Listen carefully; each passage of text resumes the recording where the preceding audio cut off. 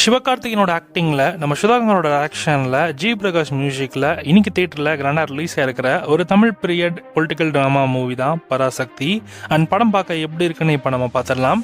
இந்த படத்தில் சிவகார்த்திகேயன், ஸ்ரீலீலா அண்ட் அதர்வா, ரவி மோகன் இந்த மாதிரி நிறைய பேர் இந்த படத்தில் நடிச்சிருக்காங்க. இந்த படத்தோட ஒன்லைன் ஸ்டோரி என்னன்னா, 1960s இந்தி திணிப்பை எதிர்த்து போராடுற இதோட ஹீரோவான எஸ்கே காலேஜில் புறநானூறு அப்படின்ற ஒரு கூட்டத்தை லீட் பண்ணி நடத்திட்டு இருக்காரு. அந்த கூட்டம் தான் இந்தி திணிப்பை எதிர்த்து போராடுற புறநானூறு மாணவர் படையா வளர்ந்து நிக்கிறாங்க.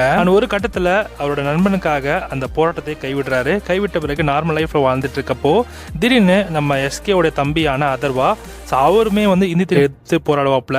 ஸோ இப்போ அவரோட தம்பிக்காக மறுபடியும் அந்த போராட்டத்தை கையில் எடுக்கிறாரு. இது ஒரு பக்கம் இருக்க, முதல் காட்சியிலேயே ட்ரெயினை எரிச்சிருப்பாங்க. ஸோ அந்த ட்ரெயின் இருக்கிற அந்த சமயத்தில் தான் ரவி மோகன் கூட ஒரு கிளாஷ் நடக்கும் சிவகார்த்திகனுக்கு.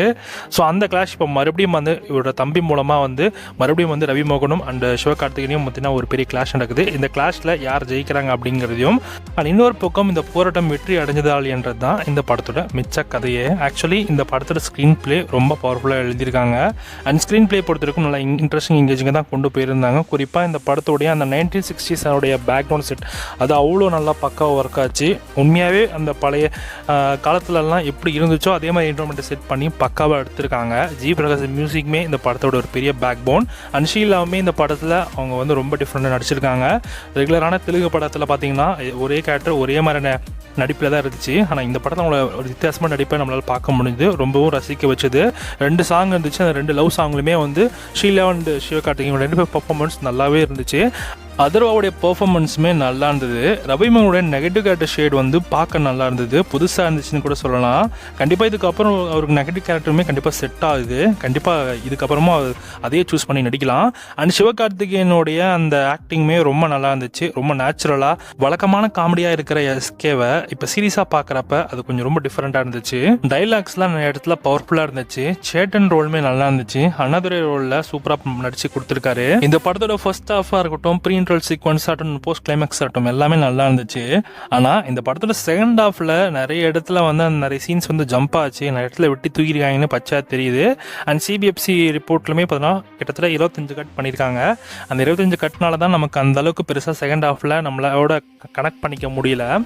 கொஞ்சம் அது மட்டும் அந்த 25 கட்ஸ் இல்லாமல் இருந்துச்சுன்னா மேபி செகண்ட் ஹாஃபுமே இன்னுமே கொஞ்சம் பெட்டராக இருந்திருக்கும்னு நினைக்கிறேன். எனக்கு பெருசாக செகண்ட் ஹாஃப்ல நல்லா ஒரு மாதிரி இன்ட்ரெஸ்டிங்காக போன மாதிரி எனக்கு தெரியல. பட் ஆனால் ஏதோ ஓரளவுக்கு நல்லா பண்ணியிருக்காங்கன்னு தான் தோணுது. பட் ஓகே தான் அப்படின்ற மாதிரி தான் இருந்துச்சு. எனக்கு பெருசாக செகண்ட் ஹாஃப் சாட்டிஸ்ஃபைடாக இல்லை. அண்ட் ஒரு சில சீன்ஸ் தான் ரொம்ப நல்லா இருந்துச்சு. டைலாக்ஸும் நல்லா எழுதியிருக்காங்க.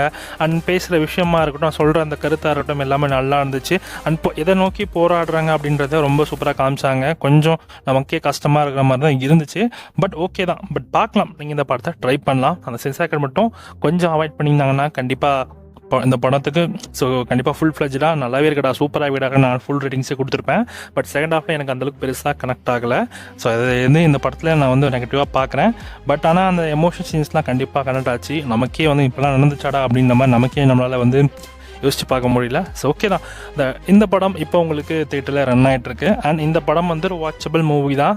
ஸோ நான் இன்னுமே எக்ஸ்பெக்ட் பண்ணேன். பட் சென்சார் கட்னால எனக்கு இந்த படம் அந்தளவுக்கு பெருசாக கனெக்ட் ஆகலை. இதுதான் என்னோட ஒப்பீனியன்.